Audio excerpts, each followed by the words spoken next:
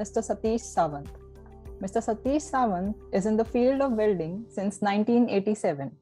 A welding engineer and mechanical engineer, he has an experience of more than 30 years in teaching various subjects of mechanical engineering related to weld engineering. He has worked for Advani-Oerlikon Ltd for 5 years and L&T for 16 years, and now with the Institute of Welding and Testing Technology since 2008. He has conducted a number of training programs in India and abroad. Today, he will be talking about lean management in welding. So let's welcome Mr. Satish. So thank you very much. Today we'll be discussing about the lean management in welding. Basically, this topic has been selected looking at the scenarios today's. We need to go for the automation and all, but along with that, we need to control on our quality of weld. So I thought, let me talk about how we can implement lean management in welding. See, the customer is very much interested to achieve world-class quality. There is a general saying that we need a quality of Germany, cost of China, and make in India.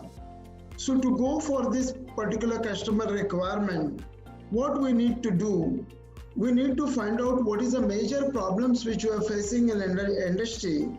So I divided those problems where we can convert those problems in our profit. So one is the material cost. If you look at to day by day, the material cost is going on higher side. Then the availability of welders, availability of manpower is also become an issue due to the COVID and all. We need to reduce the manpower. We have to work with little manpower, 30%, 50% manpower we need to work. As well as we'll be talking about a little bit about the machineries. We should have a best technology available with us, which can also energy saving equipments we need to work on. Then we'll be talking about the method where we can well in advance prepare the process qualification and how that can help us. So I'll be talking about that. So first of all, when we'll be talking about the material, most of the time during the fabrication, we make a mistake to select the appropriate grades of the material. Most of our European drawings, which talk about the grade, and those grades are not available in India, so we go for some comparative material, and in that case, most of the time, we may not select the appropriate grade of the material, and then there will be a cost-effective solution we are not able to give it to our client. Then when we are buying, the volume is also very, very important.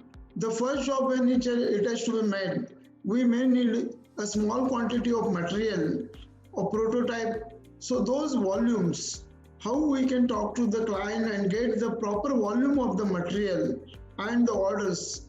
So those are also very, very important point which we need to take in care when we go for the mock-up as well as for the production. Then a lot of impurities will be there with the electrode or the base metals, and those also creates the problems. So what are the precautions we need to take during the selection of material? Generally, there is a requirement when we are doing any prototype, we need to test the material in NABL lab. But most of the time I have seen the practices, when client asks for the material certificate, then we go for the testing, and then the result and then the project goes on held. There is a lot of wastage, like nesting of the material is very, very important. We're all having a welding background, so we always focus on the welding, where cutting is also very, very important, where definitely Mr. Prashant will put a focus on that. But cutting in a right way, selection of cutting process is also equally important. Then quality standards. We need to find out for the beginning, like new standards EN 1090, EN 15085, as well as there is some CE mark product is essential. We fabricate something and then the third party or the customer comes, and then we are not following the right standard, or adequate standard for the job, that creates a problem. Then definitely the inventory carrying cost. When we're getting orders, we're not aware about the exact quantity of the job, and if we order more material, then that also lined up with the inventory carrying cost.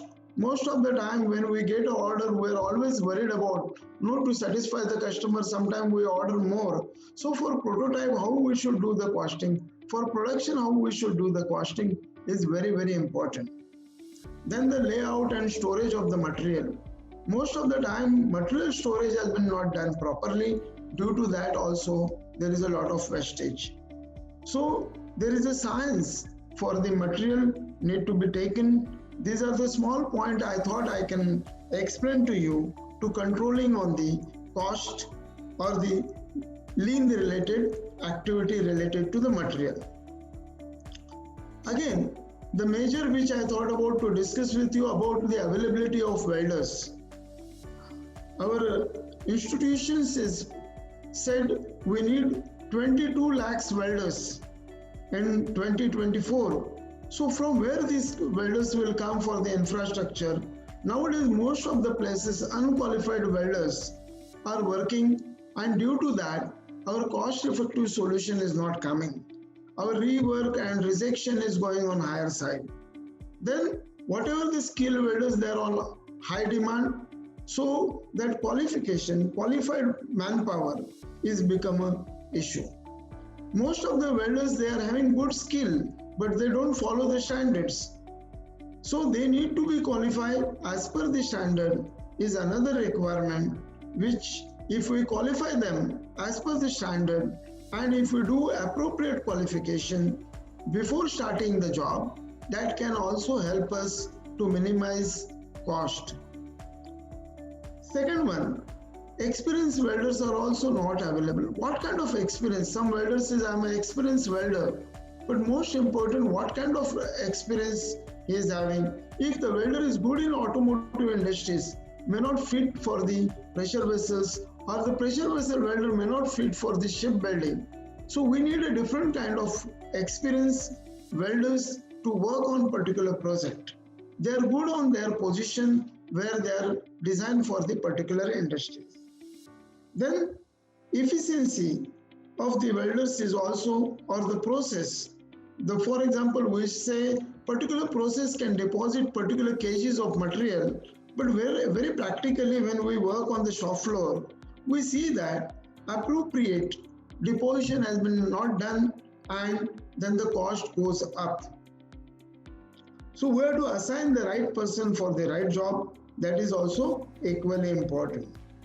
And the person who is working with us, they should be willing to improve, and health related issues is also can help us if we can provide good environment for the welders. Generally, welders has been seen that we can give pay minimum to the welders and achieve the quality of Germany. So it is not possible. No, this welder also need to be paid well, but then when they paid well, we have to see that output also should be taken well. Equipment, Mr. Nimesh will be talking about the equipment, but the selection of the equipment or the machines, which is also very, very important. So what is the capacity of the machines and what is the productivity we are looking, what is the production requirement, that need to be verified. Then each process will have its capability, like Rajshekharan sir has said, no, the way to go for the narrow gap welding. So which application we can go for that is very, very important. So process capability need to be checked. Then maintenance is very, very important. We're very poor in maintaining. We buy the best machine available in the market, but we don't able to maintain it. So maintenance also can be help us to control the cost of the welding. Definitely power saving is also very, very important. And now the new technology, which is IGBT, has come into which can help us for the saving on power. So selection of right equipment is also equally important. Then this machine should be user friendly.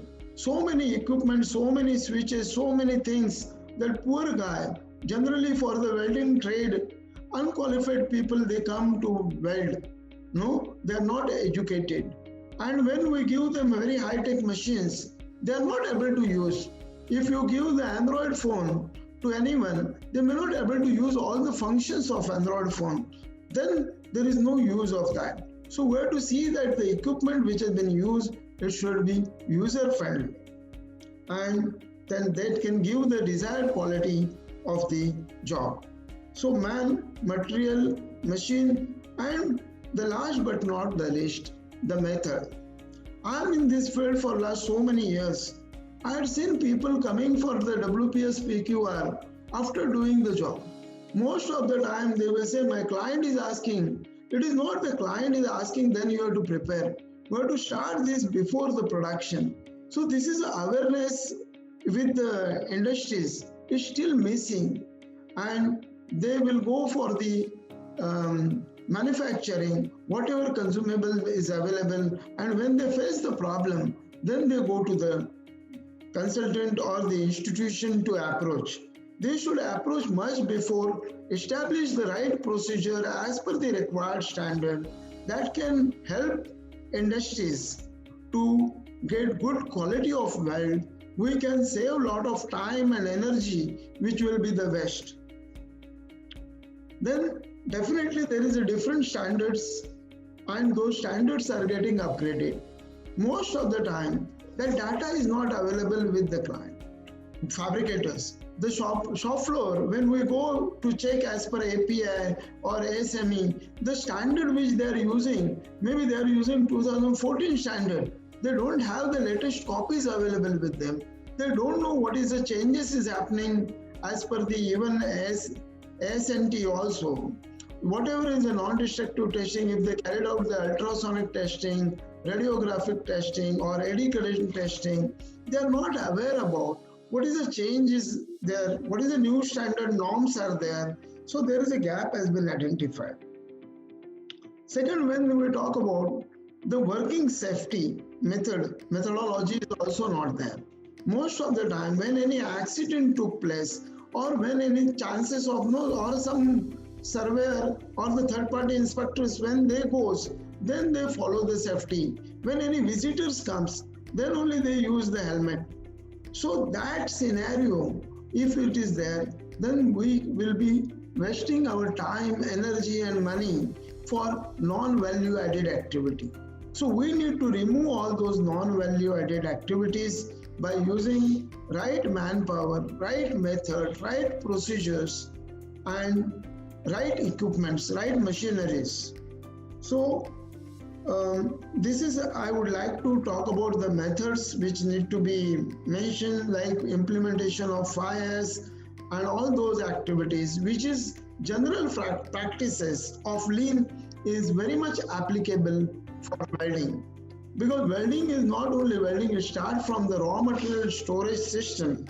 No, if you want to achieve a best quality of weld, it is not only by putting all the efforts only related to welding. If your edge preparation is not proper, if your storage of consumable is not proper, if you are not following the basic rules for the welding, cleaning is not proper, then your humidity, temperature, everything is important. Even after welding, also a lot of things like stress relieving operations are there. Those also plays a very important role in welding. So to have a lean in welding, basically following the system is very, very important. So there is one good international standard is available, ISO 3834. If we'll implement these kind of standards, then definitely that can help us to control on welding cost. So this is a message which I thought I can forward through this small 7 minutes or 8 minutes, whatever the time duration has been given to me. So thanks to all the panel. Thank you very much.